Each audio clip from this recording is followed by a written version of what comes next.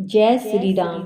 प्रिय भक्तजनों, आज हम आपको बताएंगे कि आखिर क्यों दिया माता सीता ने फल्गु नदी, गाय, कौवा, तुलसी और ब्राह्मण को श्राप। जब भगवान श्री राम, लक्ष्मण और सीता वनवास में थे, तब राजा दशरथ की वियोग के कारण मृत्यु हो गई। उसी दौरान पितृपक्ष चल रहा था। वाल्मीकि रामायण के अनुसार वनवास के दौरान भगवान राम, लक्ष्मण और सीता पितृपक्ष में श्राद्ध करने के लिए विहार के गया धाम पहुँचे। वहाँ ब्राह्मण ने भगवान श्री राम और लक्ष्मण को श्राद्ध कर्म के लिए आवश्यक सामग्री लाने के लिए कहा। तब भगवान राम व लक्ष्मण सामान लाने के लिए निकल पड़े। श्री राम और लक्ष्मण को सामान लाने में देरी हो गई। ब्राह्मण ने सीता से आग्रह किया कि पिंडदान का समय निकलता जा रहा है। माता सीता यह सुनकर चिंतित हो गई, क्योंकि श्री राम और लक्ष्मण अभी लौटे नहीं। इसी दौरान राजा दशरथ जी की आत्मा ने उन्हें आभास कराया कि पिंडदान का वक्त बीता जा रहा है। यह जानकर सीता असमंजस्य में पड़ गई। तब माता सीता ने समय के महत्व को समझते हुए यह निर्णय लिया कि वह स्वयं अपने ससुर राजा दशरथ का पिंडदान करेंगी।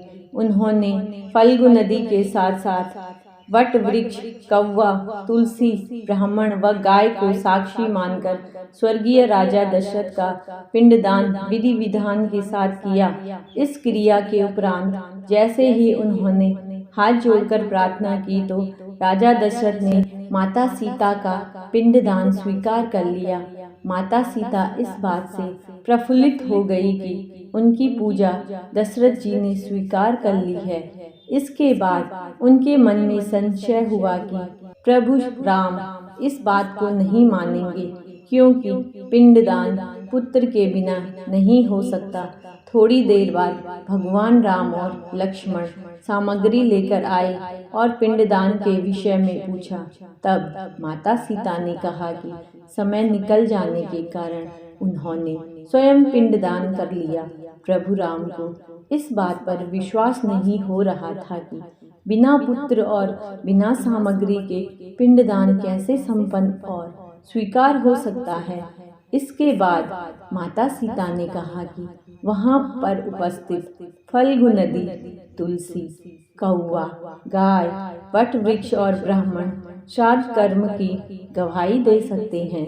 भगवान राम ने जब इन सब से पिंडदान किए जाने की बात सच है या नहीं पूछा, तब फल्गु नदी, गाय, कौवा, तुलसी और ब्राह्मण पांचों ने प्रभु राम का क्रोध देकर झूठ बोल दिया कि माता सीता ने कोई पिंडदान नहीं किया। वट वृक्ष ने सत्य कहा कि माता सीता ने सबको साक्षी मानकर विधि पूर्वक राजा दशरथ का पिंडदान किया है। पांचों साक्षी के झूठ बोलने पर माता सीता ने क्रोधित होकर उन्हें आजीवन श्राप दे दिया। फल्गु नदी को श्राप दिया कि वह सिर्फ नाम की नदी रह जाएगी, उसमें पानी नहीं रहेगा। इसी कारण फल्गु नदी आज भी गया में सूखी ही है। गाय को श्राप दिया कि गाय पूजनीय होकर भी सिर्फ उसके पिछले हिस्से की पूजा की जाएगी और गाय को खाने के लिए दर बदर भटकना पड़ेगा। आज भी हिंदू धर्म में गाय के सिर्फ पिछले हिस्से की पूजा की जाती है। माता सीता ने ब्राह्मण को कभी भी संतुष्ट न होने और कितना भी मिले उसकी दरिद्रता हमेशा बनी रहेगी का श्राप दिया। इसी कारण ब्राह्मण कभी दान दक्षिणा के बाद भी संतुष्ट नहीं होते हैं। माता सीता ने तुलसी को श्राप दिया कि वह कभी भी गया की मिट्टी में नहीं उगेगी। यह आज भी सत्य है कि गया की मिट्टी में तुलसी नहीं उगती है, वह फलती फूलती नहीं है। और कौवे को हमेशा लड़ झगड़ कर खाने का श्राप दिया था। कौवा आज भी खाना अकेले ही खाता है। माता सीता ने जहाँ इन पांचों को श्राप दिया, वहीं सच बोलने पर वट वृक्ष को आशीर्वाद दिया कि उसे लंबी आयु प्राप्त होगी, वह दूसरों को छाया प्रदान करेगा।